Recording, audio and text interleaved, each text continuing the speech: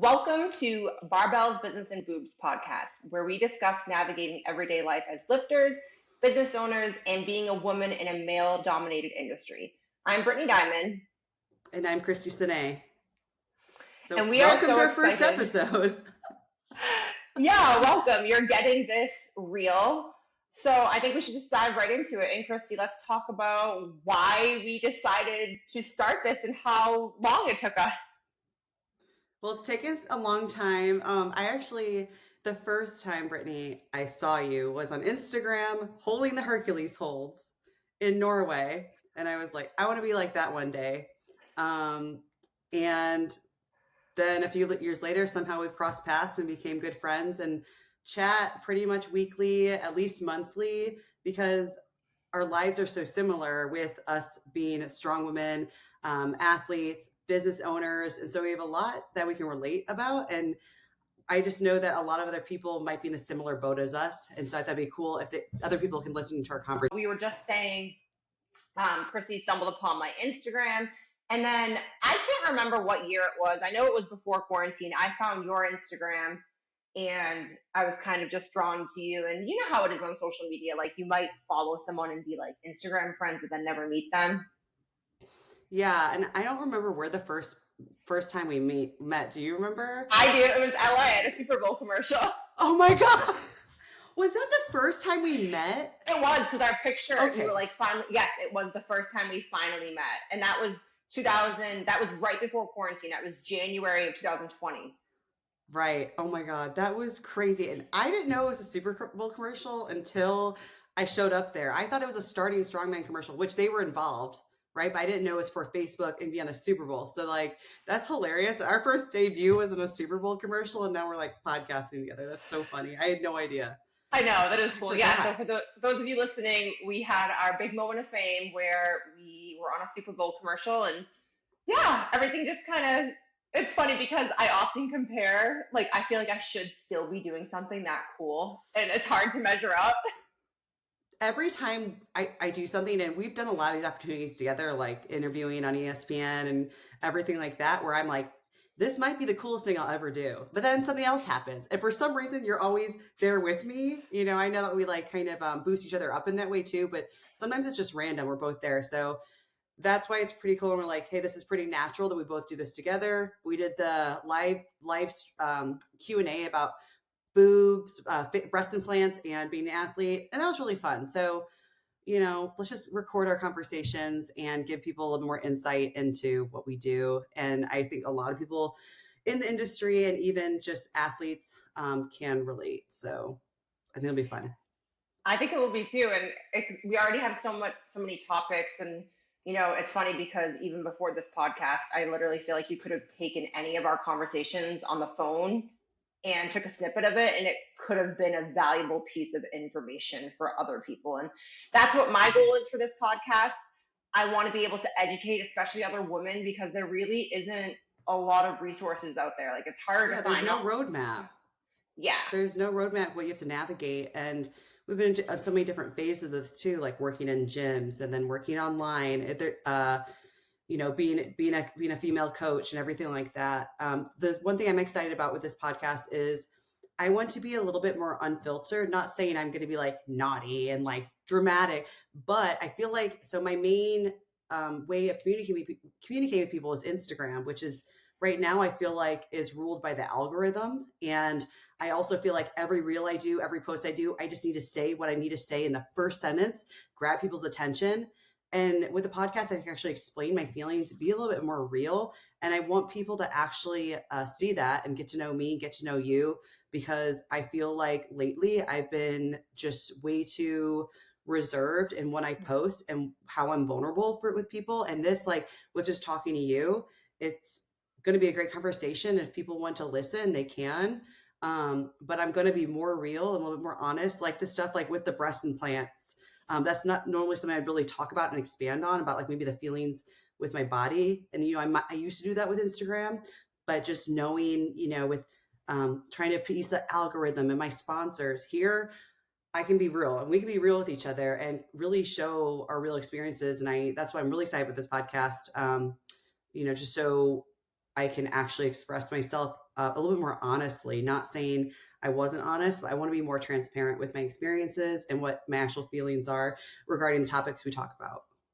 Absolutely. And it's funny because I think you're really, really good. You're way better than me with Oh, marketing. And like you just said, you have to get it out there in the first sentence. And my social media has actually taken a big hit because I promised myself a few months ago, I'm not going to really give in to what's popular and just start writing more and speaking my mind. And it's funny because my business has not been affected at all because I feel like the right people, and we talked about this because it's like, okay, I'm only getting X number of views or X number of likes, but I got a quality client out of that. And that's, relationships in the social realm of social media itself are a little different. It's tough to find who's authentic, what's fake, what's edited, what's filtered. So I'm really glad that we can just show up and be ourselves. But one thing I actually wanted to first ask you, because I think it's really cool that we both have our own businesses, we both didn't go to school for this.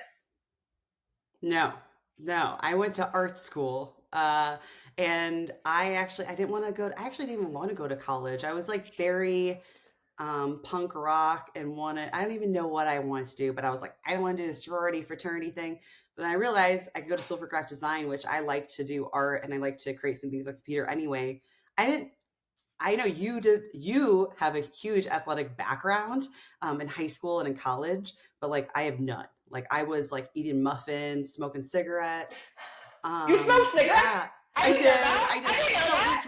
Which is weird because I never drank. Okay, but I Yeah. eventually stopped and I stopped everything. But yeah, like I spent most of my time like going to like different like concerts and shows and this was in Chicago and in a liberal arts school where like no one was like a jock. We didn't even have sports teams. Like I was very disconnected from sports. But definitely that training and marketing and like the internships I've had and at least I know kind of how to navigate stuff with the graphic design and like web design, like enough, not as good as someone who actually does it for a living, but it definitely helped me start my business. But like I still never went to business school. And like once you, because I don't know about you, but I was like, I just want a personal train. I quit my design job and I thought it was really cool. Then it's like, well, how do I make money? Oh no, I have to like actually make this a business. And that is something that personal training school and graphic design school didn't prepare me for. Yeah, and I know, so same thing, like I always loved fitness and was super involved with athletics, like you said, but I went to school for communications and journalism, and for a while, I regretted that because all of my, I've had to go out of my way and spend money to get educational certificates for training, nutrition, etc. But looking back now, I wouldn't change the path at all because I do feel like the communication aspect that I have with my clients is often the most important part. That's kind of, especially in like the remote setting. So I try to help people Mm-hmm. with that a lot because it's a different ball game than in person. And we both did in person for years, which is important. So Yeah, it's funny too because we did it in person, and then I don't know about you, but I for sure got burnt out because I was working so many hours, and then we went online, and then you find you are still giving that energy, and it can lead to burnout as well. So I know that we both yeah, experienced that, but yeah. it's also given us like the freedom to move around a lot. Like we both have lived a lot of places since we've met each other as well. So Oh we have in yeah. common too. The adventurous spirits. You never know where we're going to end up. Do you remember So when that's do you it's remember when I DM'd you that? yeah, yeah, Right during yeah. quarantine? I think you just moved somewhere else in LA, like a different apartment. You weren't yet Yeah, on the I other. probably moved from Long Beach to Anaheim. Okay, I couldn't remember, but I just had like this feeling, and I had moved a lot, but in the East Coast, I hadn't taken the plunge yet to completely uproot my life. And Yeah. I don't remember. I wish we should scroll back and see what the conversation was because it took me. I do want to note though, when I first got that idea implanted in my head, I didn't act on moving for 2 years.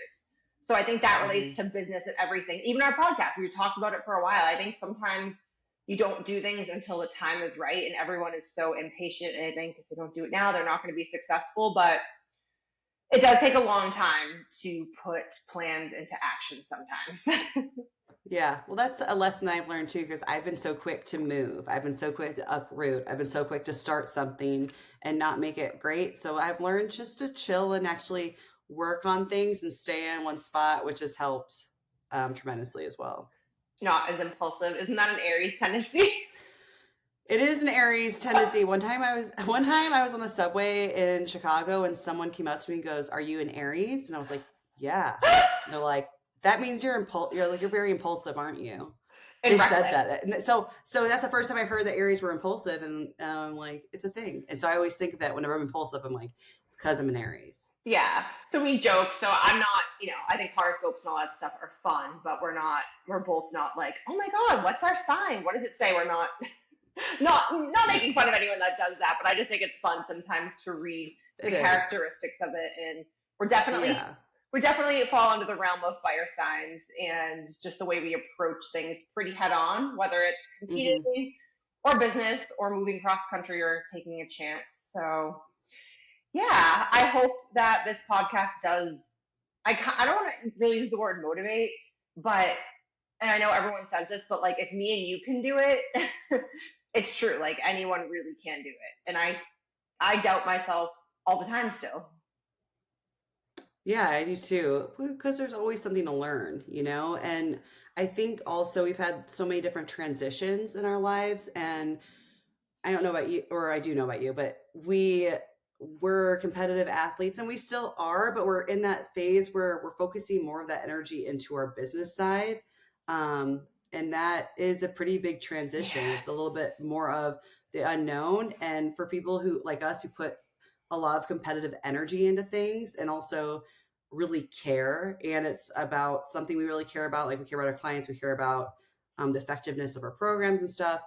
Um, and just kind of and just trying to be able to succeed without, because I know uh I worked at like a at just a regular 9 to 5 job, and I know you kind of bounce back and forth a little bit, so it's like trying to make our own businesses work, and have that freedom and succeed in that way, and also trying to balance us training for competitions, and then also the kind of the grief that happens when you start to transition more into just caring about the business too. hmm So that's kind of been my life theme ever since I moved. I feel like moving away from family and support systems and all of that, I felt a big loss without competing because I transitioned my goal. So a year ago today, if you asked me what my main goal was, it would have been to get my pro card in NPC physique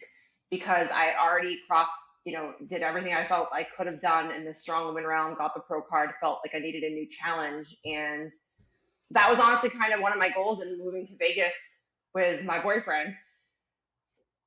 And then, yeah, life just took a different turn. And I honestly, like, it's not that I won't ever compete again, but right now I'm going down a completely different realm. And that's been so hard because, and I've called you basically crying before because for what we do for work, I thought, well, if I don't compete and I'm not relevant, am I going to get clients? Is my business going to fail?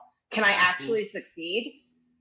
And I'm just now on the other side where it's like, okay, I can be successful. It's just gonna Mm-hmm. take a different energy outlet. But Yeah, you you have just to go through. competed, Yeah, I did. Well, you have to go through that as well to know it's gonna be okay, and you don't have to stay as always on top, because we're not all gonna stay on top forever. forever. So transferring that over to the impacts you can have with your clients is important. But for me, yeah, I just competed this last weekend. It was a small local show, but it's my first one back for taking over a year off because of an injury. So your priorities kind of change. You kind of went a different direction, or like you were like, I don't know, like you taking a break from the NPC stuff. But for me, I really wanted to. I wasn't ready to give up the strongman yet, but I knew I wasn't going to like ever achieve my goals if I kept going the route I was going and just beating down my body. So, which is a blessing in disguise, because taking a break from competing in strongman let me put so much more energy and focus into my business. Although I'm super obsessive, so it kind of is like, so when I was obsessed with competing, I was more obsessed with my business. But it definitely was a blessing because I got my act together and I stayed in one spot and I really worked hard to become a better coach. And not to mention being injured actually makes you a little smarter as a coach and understanding. But yeah, it was kind of forced. I wasn't really ready to take that break, but now I feel like I am, but I'm going to have to, balance there is no balance, but still balance the competing with managing my business because it's just an extra thing. But yeah, it's what you have to do. Now I don't have as much time and bandwidth as I used to, and I didn't focus as much on my business, which I was still focused on it, but I might not grown it as much as I had now. And so yeah, but I get it, because I was thinking, well, I never achieved, at least like you have your pro card and you're established in that way and have achieved great things. I felt like I haven't had a chance to do that yet. So would we stop before I reached my goal was just kind of like sad to me and made me kind of feel like an imposter. And I felt like for me, that might have taken away any of my credibility because I was injured. So I really had to deal with that. But once I dealt with it, like you said, like when you kind of got over like, hey, if I'm not competing or this and that, are people gonna care? Am I irrelevant? Or my business gonna like implode? I was like, okay, like it's gonna be okay. It gave me more chance to focus on the important things, which were my clients, and just honestly just doing things that made me happy for once. So and good. This past weekend, what show is it? And you got first. So what does that mean? I got first. It was Tennessee's Strongest Man and Woman. And the reason I did it is because I want to go to the Arnold again next year. And so I have to do a local show, then I have to do regionals, and then I might have to do nationals, and then the Arnold. So that was just step one. So we'll see, but I do feel good. That was your first time competing since when? Just March last year. Okay. So it hasn't been like too long, but from going from like competing maybe like 4 times a year to nothing for, not even like deadlifting or squatting with, Yeah, it was, but it felt good. It was a light show though. So it was good to ease back in. Yeah. So I never stopped working out. It was a little weird to, for the first time, be training without a specific goal, but I train very differently than kind of anyone I know, and that's fine because it works for me. I don't recommend someone just start doing the workouts I do. I'm kind of an endurance athlete, which was my background way before strength, and a strength athlete. So like in the mornings, most mornings I go for a long ruck, anywhere from 60 to 90 minutes with like a 40 to 60 pound bag on me. And then I lift in the afternoon, and I love it. Like I found being very regimented and almost pretending like I'm competing really helped my mental state, because I still like to cross my I's and, or how's the saying? Cross my T's, dot my I's. Yes. I almost like treat myself like a client, where it's like I have my daily habits and my weekly and monthly goals, where, okay, like maybe I'm not chasing a huge deadlift, but I still want to get a good time in my ruck and still be able to go squat a couple hours later. So I decided this is just going to be fun. Like I'm honestly looking at it as just a day hanging out with friends. One of my friends, Callie Beth's, Nick Beth's wife here, asked me to be on her CrossFit team. It's July 8th, I believe. Which is funny because you're just going to kill it so hard. Oh, people are like, what? I don't know. These workouts are crazy. There's like 8 of them, and one of them is like find your 3 rep max for front squat. And then it's like jump on a box for 3 minutes straight. I don't know. CrossFit is crazy. I did a couple classes with one of my friends who's like really good. She's going to regionals soon, I guess this week for teams. It's hard. I know. But I feel like if you went into CrossFit instead of strongman, you would have been like, she would have just murdered everyone. Yeah, it does kind of fit my athletic background, but it's really cool, honestly, going into this, like being so competitive. I can confidently say I'm going into this and I'm literally just going to have fun, which I don't do. I've never done that. Like I go in to win. That would be so hard. Even when I would go into like a spin class. This is when I lived in Chicago. I did some spin class with my client who had a wedding. I was like, I'm gonna beat all these people, and I would I wouldn't win all the time, but I'd be like on the top board, and I'd be like Leaderboard. killing myself to win, even though I didn't care. So I'm like, good for you. I hope I can get to that point. Hope I can get to that point. Do you think you'll feel differently when you're out there, No, though? I don't. Oh, I think when I'm there that day, obviously I'll get adrenaline, but I am purposely setting up my training so that I'm not training for it. Like I'm still doing what I want to Okay. do. So I look at the events. Not all of them have been released. They like kind of tease. There's 5 workouts, and Hmm. they kind of like tease us for when they come out. So I looked at them, but I'm not going to specifically train for it. Like there's a snatch. Like I'm not training snatch. That hurts. I'll do it that day. And they use a women's bar, so I know I can do it. You know what I mean? Yeah. But it's funny you said that. Like we're both so competitive, again, an Aries thing, but that's why I was the world's worst bodybuilder because I was so competitive. Like I was, and not competitive even in the sport of bodybuilding, competitive with myself, like doing cardio, for example. I was on like, I don't know, 1,200 calories, and I'd be going for a run for my cardio, and I would be comparing in my brain my times to when I was a cross country runner like Oh my 15 years ago. gosh. And I was like, I have to beat that. And then I was comparing See, my lifts to yeah. my strongest days in the world when I was eating everything. So I ran my Yeah. body and my mind into the Is ground. that a reason that is that one of the reasons you don't want to do bodybuilding right now? I think so. I think I'm just too competitive because I love the lifestyle. I am very OCD type A. I love having a set plan, knowing what I'm going to eat. I still do that anyways. It's just, it was a little bit, and I think it's important that I can recognize that. I just think that I like other regards of athletics so much. And when you're bodybuilding, like times in your lifts do kind of take a backseat, especially as a female, if you don't want to Yeah. abuse steroids, which we can talk about that in a different episode. That's a whole Oh, other for topic I'd sure. love to dive into. Yeah. No, and I think that's important to dive into a little bit more, on a different episode too, because bodybuilding is becoming more popular with some power lifters, in particular, which has been awesome to see, like, like Sierra, like kill it Killing in it. wellness and stuff. Mm-hmm. But it would be great for us to differentiate how, you feel when you're bodybuilding and what you're lifting like.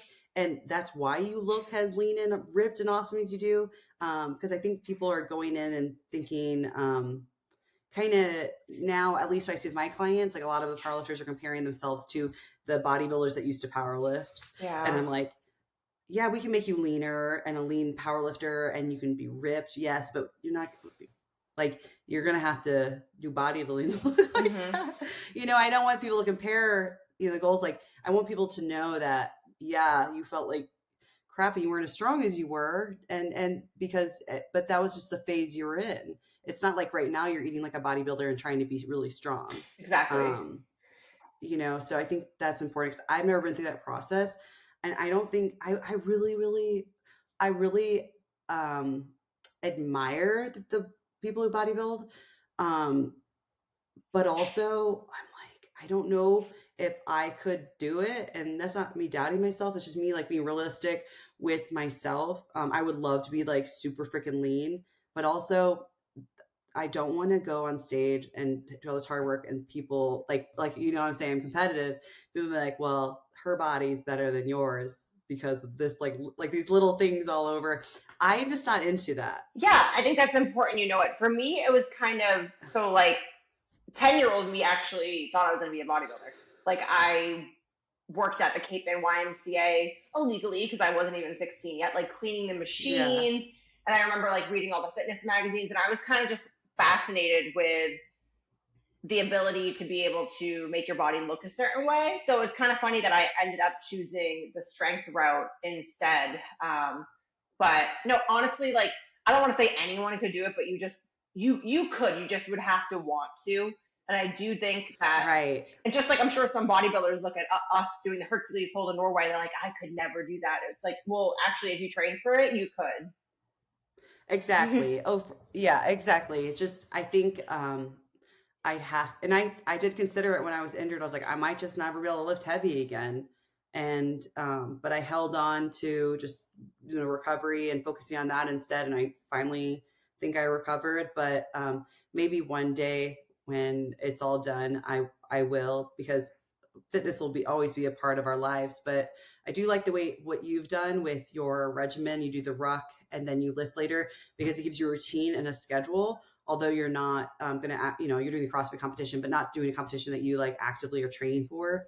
And I think that's important for people like us who have online businesses, because we make our own schedules. Yes. And you can, if you get out of a routine, you can just feel like you're floating in space and you're like, what am I doing? Yeah. What am I supposed to do right now? Like, how do I allocate my time? It can be overwhelming. And I know that I flourished when I moved to South Carolina, because Gary has a 9-to-5 job. And so I work 9 to 5 now. But I block within that time, and I have certain times blocked out for breaks and stuff. And obviously, like, there's sometimes I just go and get coffee with a friend or something. But that has helped tremendously, because I actually had a little stricter schedule, and it's kind of been like, hey, we train together, so I have to wait till 5 to train. So just having a routine helped me so much. Although I adopted his routine, I still have a routine now, rather than just being like, I would wake up, I would eat a little bit, I go train, and then like some of the day we get away, and then I'd be like, what am I supposed to do? Now I actually have learned how to like do more block scheduling, but actually having like a hard stop of work at 5, and I go train, and my phone goes automatically on workout airplane mode. That's been awesome. So I think people think that they can just like, if they're online coach, they can just like play around all day and go la la la. It's like, yeah, you can make your own schedule, and like our schedules are very different, not like too different, but just when we train and stuff like that, and where we fill in our time and what days we take off. But like, it's still a routine. Yeah, and I work more than when I had a corporate job, I think, for the most part. Yeah. There was a time when I had both. Yeah. Like, I had a corporate, I worked night shift, and I was starting my own business. So like, I worked, I was young, had endless energy. I worked pretty much all the time then, but I think, I have a good balance now. But it's taken me years to get to that routine point. And again, I've said this before, but I kind of started treating myself like a client, where I make myself do certain things. Yeah, no, it's just all about like building those habits and, sticking through routine, especially when you move to a different city. Yeah. So that can be really disorienting. I think that's something, if I could go back and do better when moving to California, I would have. Like, I wish I was as mature enough then as I am now, with like, I could have capitalized living there like a lot more. I could have excelled more then, but I don't regret it, because I was able to get my name out there, grow my social media and stuff like that. But I, but I didn't have the resources. So I didn't have the money. I think I need a little stability to kind of build that up first. But, I just want people to know it's also a process. Like, I started my business. I not randomly, pretty quickly decided I was moved to LA from Chicago, and I had a successful in-person personal training business. So I was working many hours a day. I was making enough money. I had a lot of clients. I had a great community. I loved them. And when I left, I barely took any of them online, and gave them to some other trainers. But a lot of people don't know this, but I packed all my stuff into my car. I left my car at my client's house.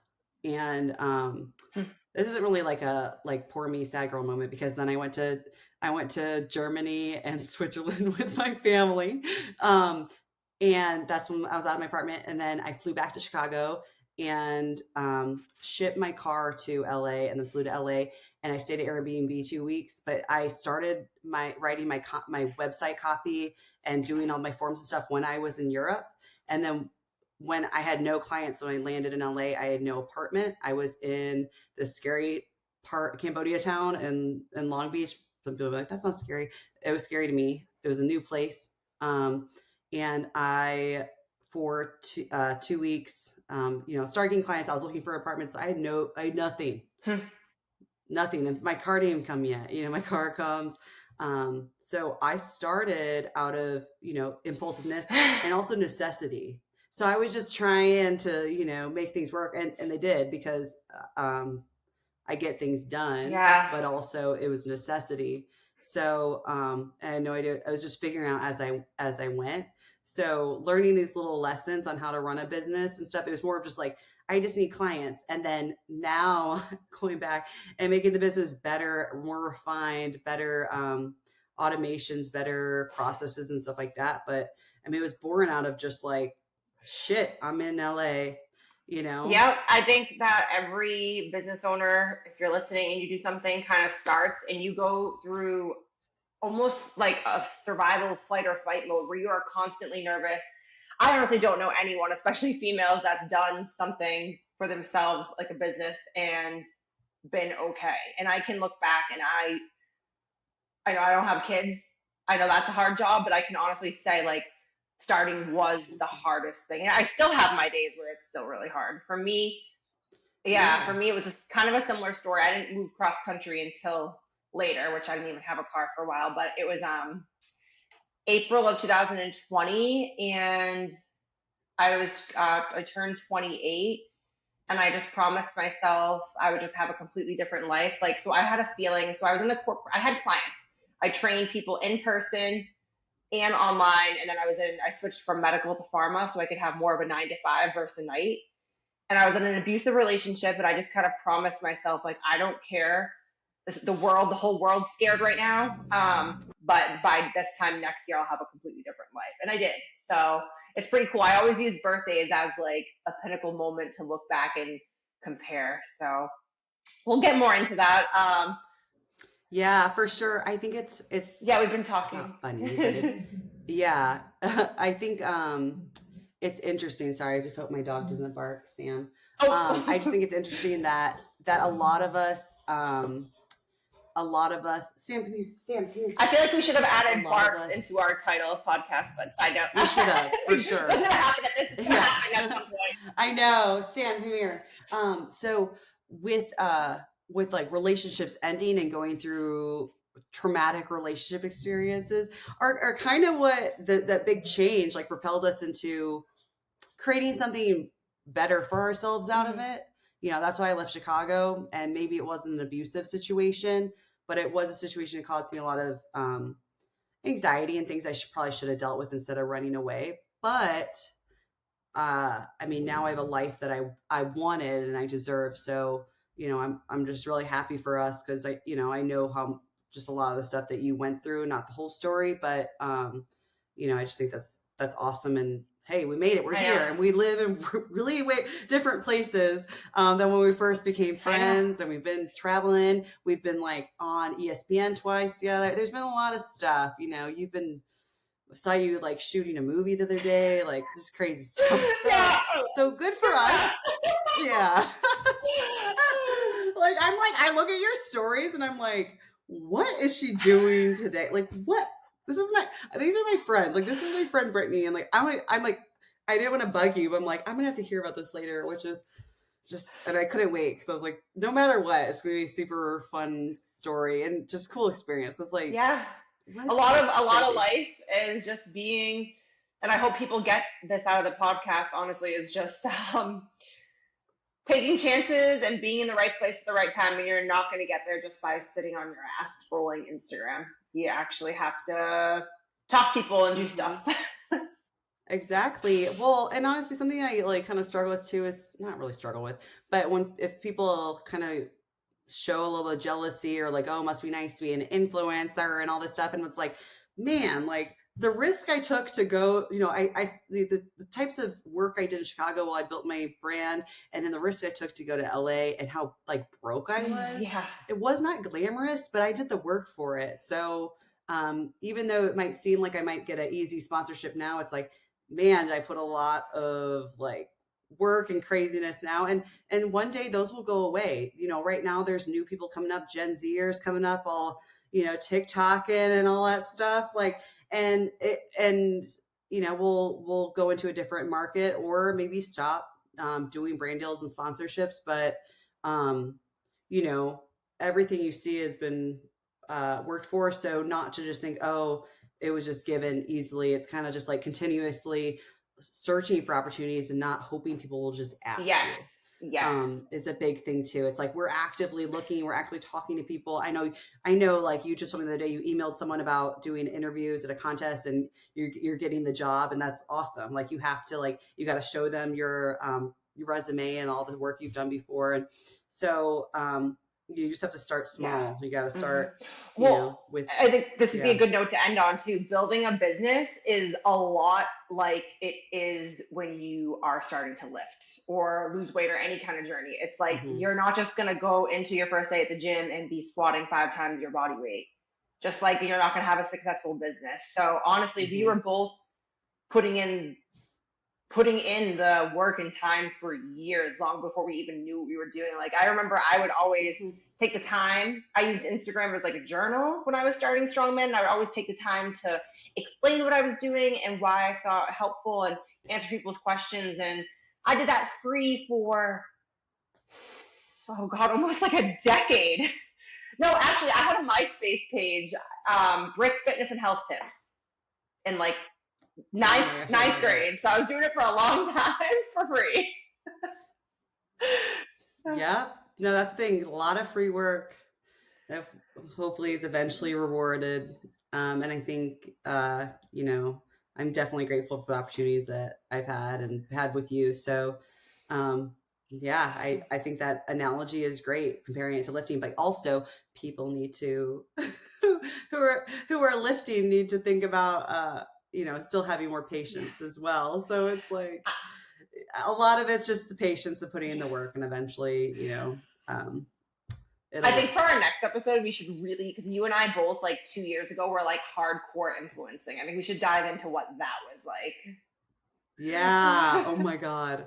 Yeah, let's do it. Because I definitely have some stories and experiences, and man, like, yeah, I have feelings about it. Exactly. I have a lot of feelings about it. Good and bad. Same. Good, bad, ugly. That'd be really interesting, and get the realness of how much money you can make. At least for I know like famous TikTokers are making $20,000 post or whatever, but just to be realistic with it. And give people a little bit more of a lowdown of what that looks like and what those business relationships look like, because it is a business relationship. It is an exchange. So that'd be really cool. Yeah. We should definitely talk about that. All right. Well, thanks guys for listening. If you don't follow Christy and I, my Instagram is B_Dimes. I'm going to make, literally you're seeing the live and raw. So I'm actually going to make an Instagram for this podcast. So make sure what are you supposed to say? Like, subscribe, share. No, seriously, like send it to someone that you think that this would be helpful for. That would mean a lot. That's the best thing I could ask for. And Christy, what's your? Yeah, for sure. I think it'll be helpful. Just share. What's your Instagram?